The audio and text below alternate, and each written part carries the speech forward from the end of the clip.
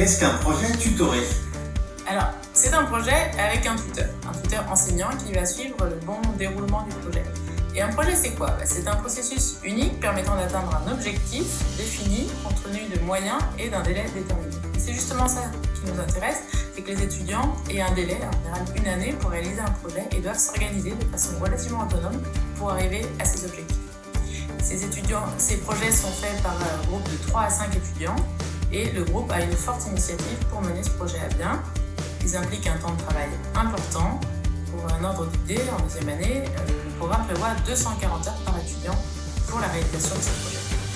Et une particularité du but GEA à Angers, c'est qu'un projet est réalisé en première et en deuxième année. Et en quoi ces projets représentent-ils bien ce qu'est la formation de but GEA?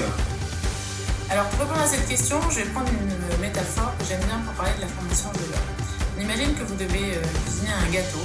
Dans le but GEA, on va vous dire, voilà, de la farine, des œufs, du sucre et du beurre.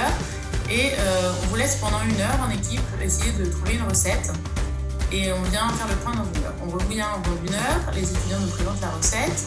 Et là, on leur dit, d'accord, on valide, vous avez ensuite 1 heure pour faire ce gâteau. Faites attention au four, mais on viendra déguster en groupe à la fin. Ça, c'est le but GEA. En BTS, au contraire, différemment, on va vous dire, pour faire un gâteau, il faut 100 g de beurre, 100 g de sucre, 2 œufs et de la farine. Et c'est en suivant cette recette précisément, les étudiants vont être rapidement opérationnels pour reproduire cette recette autant de fois qu'il le faudra. Donc une formation professionnalisante en BTS, beaucoup plus guidée, beaucoup plus encadrée, mais qui laisse moins de place à l'autonomie et au travail de groupe. Si on compare maintenant à plutôt une licence d'économie-gestion, et là, en licence d'économie-gestion, avant de vous apprendre à faire des gâteaux, on va vous apprendre de l'histoire de la cuisine ou de la chimie de la cuisine. Et ça sera très utile pour ensuite pouvoir innover, inventer des nouveaux gâteaux, mais vous serez moins directement opérationnel. Donc dans le but GEA, on travaille beaucoup par projet, par équipe, et les projets tutorés sont une bonne illustration de cette pédagogie. Concrètement, que font les étudiants dans le cadre de ces projets? Alors justement, ces projets doivent correspondre à la résolution d'un projet concret qui suppose un commanditaire. Donc on insiste vraiment sur le fait qu'il y a un commanditaire extérieur qui passe une commande aux étudiants. Alors je vais prendre quelques exemples. Ces projets peuvent consister en une étude de marché avant le lancement d'un nouveau produit ou d'un service. Par exemple, nos étudiants il y a plusieurs groupes qui travaillent avec d'autres étudiants du but génie biologique qui doivent développer un produit agroalimentaire innovant. Et donc ces étudiants spécialisés en industrie agroalimentaire travaillent sur le produit et nos étudiants, eux, travaillent sur le calcul de coûts, sur des enquêtes pour connaître la disposition à payer des potentiels acheteurs. Donc là, c'est un exemple de projet tutoré conduit en collaboration avec un autre département de l'IUT.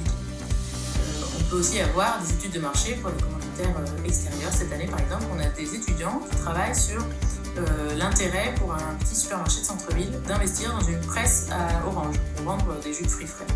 On réalise cette étude de marché.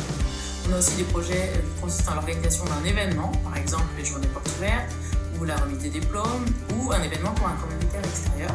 Cette année, nous avons des étudiants qui organisent un événement pour la Maison du Coaching à Nantes, qui est une association regroupant 3 coachs, et aussi pour un vigneron. Alors bien sûr, cette année, les étudiants ont dû s'adapter au contexte sanitaire et organisent un événement en ligne pour certains de ces événements. On a aussi des projets qui consistent en la création de bases de données, on s'appelle sur des enquêtes. On a aussi des projets qui sont commandités par le département GEA, par exemple, un qui vise à recenser les alumni, donc les anciens étudiants, et les inviter à suivre les réseaux sociaux du département.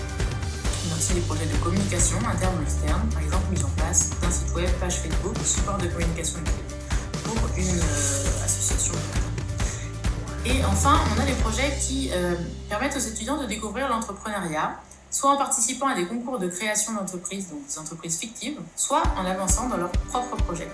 Et par exemple, il y a quelques années, on a un étudiant qui avait d'ailleurs le statut d'étudiant entrepreneur, qui a travaillé dans le cadre de son projet tutoré sur la création d'un restaurant vegan à Angers. Une parenthèse, ce statut national d'étudiant entrepreneur, il s'adresse aux étudiants cherchant à obtenir une aide pour mener un projet de création d'entreprise. Et c'est un statut d'1 an renouvelable et il y a un suivi qui est assuré par un organisme appelé Pépite qui encadre ce statut d'étudiant entrepreneur. Qu'est-ce que cela apporte aux étudiants? Notamment, en quoi le projet tutoré de deuxième année est-il plus ambitieux et professionnalisant que celui de la première année? Alors, premièrement, parce qu'on insiste en deuxième année sur le fait qu'il y ait un commanditaire et que les étudiants aient des relations professionnelles avec ce commanditaire et aussi avec leur tuteur enseignant. Il y a aussi un nombre d'heures plus conséquent à consacrer à ce projet de deuxième année. Donc, ça implique une bonne gestion du temps et une programmation des tâches sur toute l'année. Un travail en équipe, donc il nécessite de se coordonner pour réaliser les différentes tâches, de rechercher des complémentarités entre les différents profils des étudiants et une bonne communication fluide entre les membres de l'équipe, même s'ils ne sont pas forcément dans le même groupe de classe, puis aujourd'hui aussi avec les contraintes du distanciel. En deuxième année, ce qui est intéressant aussi, c'est qu'il y a des cours de méthodologie de gestion de projet pour accompagner les étudiants, et ce projet est évalué à plusieurs reprises, à l'oral comme à l'écrit, pour un coefficient total qui est très important, de 9 sur 60 coefficients au total en deuxième année. Donc en bref, c'est une expérience professionnelle, complémentaire des stages, et qu'on invite vraiment les étudiants à bien choisir pour pouvoir réussir leur but, et surtout pouvoir être mis en avant sur leur CV.